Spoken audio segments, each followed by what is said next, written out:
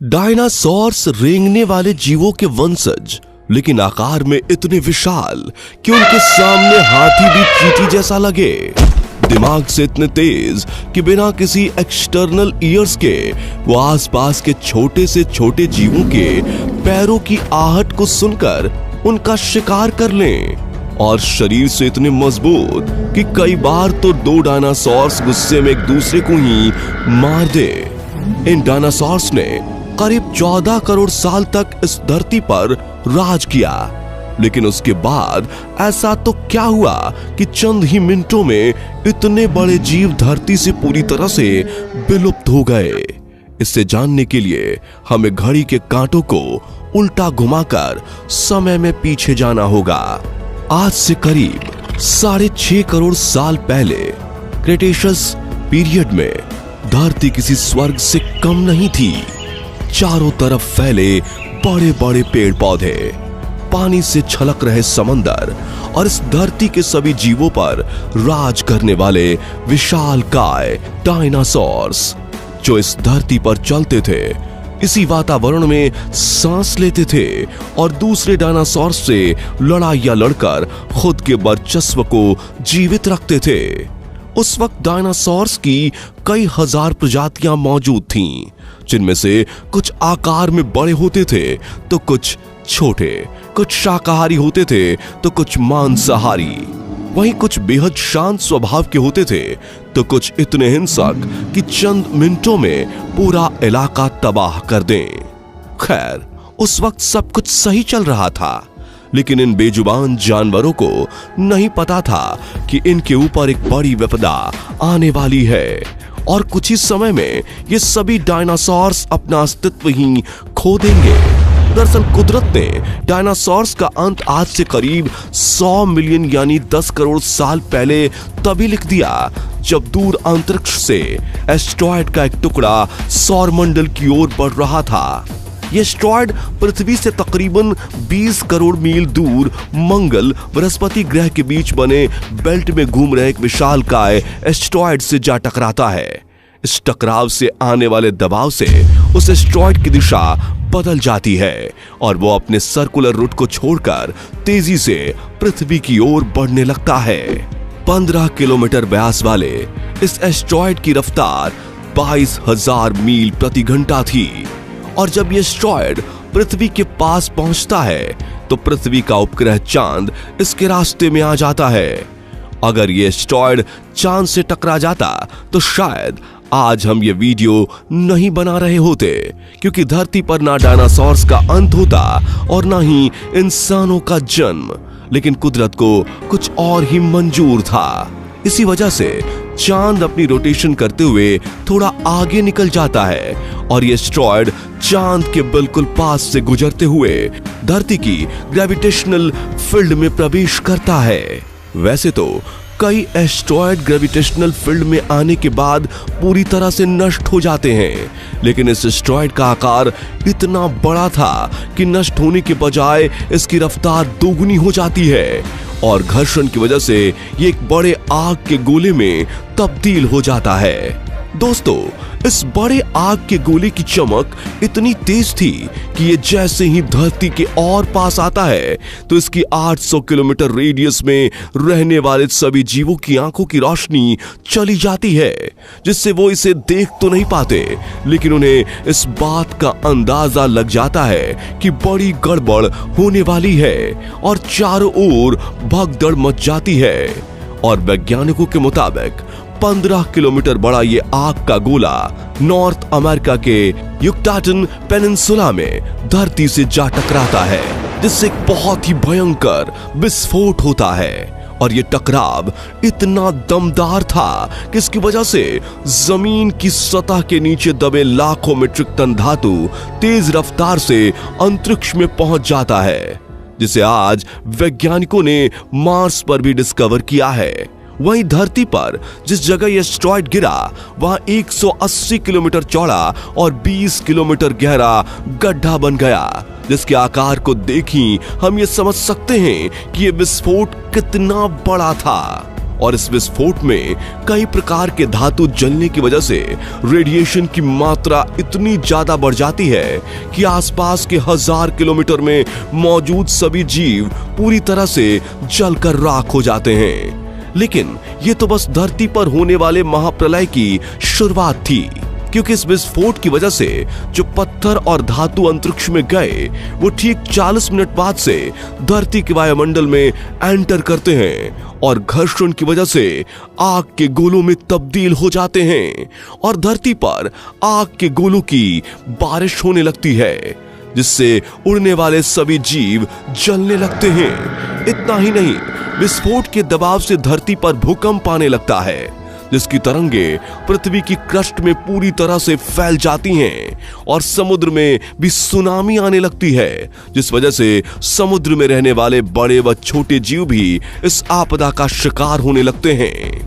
वहीं भूकंप और सुनामी की वजह से जो धूल उड़ रही थी वो 20,000 किलोमीटर प्रति घंटे की रफ्तार से धरती के चारों ओर तेजी से बढ़ने लगती है, जिससे धरती का तापमान 150 डिग्री तक पहुंच जाता है। इसी कारण से जो डायनासोर्स विस्फोट की जगह से काफी दूर थे वे भी गर्मी की वजह से मौत का शिकार होने लगते हैं। वहीं इस गर्मी से बादलों में मौजूद पानी भाप बनकर उड़ जाता है और तूफान की वजह से धूल बादलों में तब्दील हो जाती है और पृथ्वी को ढक लेती है, जिससे धरती पर कई हजार सालों तक सूरज की एक किरण नहीं आती और पेड़ पौधों की पूरी आबादी खत्म हो जाती है, यानी चारों ओर सूखा पड़ जाता है। इन सभी कारणों की वजह से धरती पर मौजूद जीवों की 75% आबादी खत्म हो जाती है। इस तरह से एक महाप्रलय धरती पर मौजूद डायनासोर्स की करोड़ों की आबादी को मौत की नींद सुला देता है। खैर, इस महाप्रलय से डायनासोर्स का तो आतंक खत्म हो गया, लेकिन इस वक्त इस भयंकर त्रासदी में जो जीव बिल बनाकर रहते थे वो बच गए, क्योंकि इतने ज्यादा तापमान पर भी ये मैमल्स अपने बिल में बचे रहते हैं और आगे चलकर पेट भरने के लिए सब कुछ खाने लगते हैं, जो कि आगे चलकर हमारे पूर्वज बनने वाले थे। इसी तरह से कई करोड़ों साल बीत जाते हैं और बचे हुए जीव उस वक्त के वातावरण के हिसाब से खुद को ढाल लेते हैं और उनका एवोल्यूशन शुरू हो जाता है। फिर महाप्रलय को 1,80,00,000 साल बीत जाते हैं। आसमान से धूल के बादल हट चुके होते हैं, समंदर भी शांत हो जाता है और पेड़ पौधे फिर से उगने लगते हैं। तापमान भी 150 डिग्री से घटकर 24 डिग्री पहुंच जाता है और धरती पर मौजूद जीव अपने नए जीवन का लुत्फ उठा रहे होते हैं। तभी आज से करीब 4,70,00,000 साल पहले धरती की टेक्टोनिक प्लेट्स में बड़ी हलचल होने की वजह से दो द्वीप आपस में टकरा जाते हैं और हिमालय जैसी बड़ी पर्वत श्रृंखला का निर्माण होता है, जिनके ऊपर जमी बर्फ पिघलने से कई नदियों का निर्माण होता है। यानी धरती मनुष्य के रहने लायक तो हो ही जाती है, लेकिन मनुष्य के धरती पर कदम रखने में अभी देर थी। हालांकि अंडे नहीं बल्कि बच्चों को जन्म देने वाले हमारे पूर्वज यानी मैमल्स का एवोल्यूशन की वजह से आकार बड़ा हो चुका था। ऐसे ही घड़ी का कांटा घूमते रहता है और धरती पर कई बदलाव होते रहते हैं और 4,30,00,000 साल बीत जाते हैं और आज से करीब 40 लाख साल पहले अफ्रीका के पूर्वीय इलाकों में एक नई पर्वत श्रृंखला ईस्ट अफ्रीकन रिफ्ट वैली का निर्माण होता है, जो कि वहां से गुजर रहे बादलों के लिए अवरोध बन जाती है, जिस वजह से वहां के जंगलों में बारिश होना बंद हो जाती है। गौर करने वाली बात यह है कि इन्हीं जंगलों के पेड़ों पर रहा करते थे हमारे पूर्वज एप्स, जो कि मैमल्स के एवोल्यूशन से बने बड़े बंदर जैसे दिखने वाले जानवर थे। लेकिन अब बारिश ना होने की वजह से पेड़ सूखने लगे और इन्हें खाने की कमी होने लगी और खाने की तलाश में इन्होंने पहली बार जमीन पर पैर रखा और ये थे एडिपिथेकस रेमेडियस। फिर कई हजारों साल तक इनका एवोल्यूशन होता रहा और हमारे पूर्वज दो पैरों पर चलने लगे और इन्होंने चलते हुए खाना शुरू किया। फिर इनके दिमाग का विकास होता रहा और इन्होंने पत्थरों से हथियार बनाना शुरू किया और उससे शिकार करने लगे। आगे चलकर हमारे पूर्वजों ने आग की खोज की, जो उन्हें गर्मी देने के साथ उजाला भी देती थी।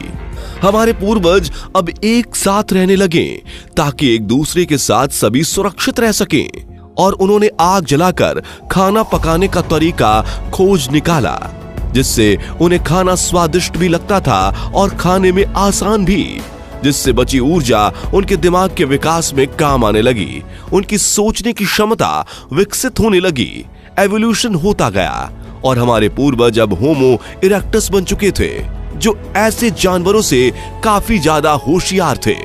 एक दूसरे को संदेश देने के लिए इन्होंने अलग अलग प्रकार की आवाजें निकालना शुरू किया, जिससे उनकी भाषा का निर्माण हुआ। अब हर काम के लिए हमारे पूर्वज अलग अलग आवाज निकालकर एक दूसरे से बात करते थे। कई सालों तक विकास के बाद आज से करीब 2 लाख साल पहले हमारे पूर्वज होमो सेपियंस यानी बुद्धिमान जीव बन चुके थे। अब तक उन्होंने हथियार भी बना लिए थे, भाषा का भी निर्माण हो चुका था, और उनके पास धरती के सभी जीवों से बड़ा दिमाग भी था। इस तरह से करीब 4.5 करोड़ साल के विकास में हमारे पूर्वज बने मैमल्स से इंसान।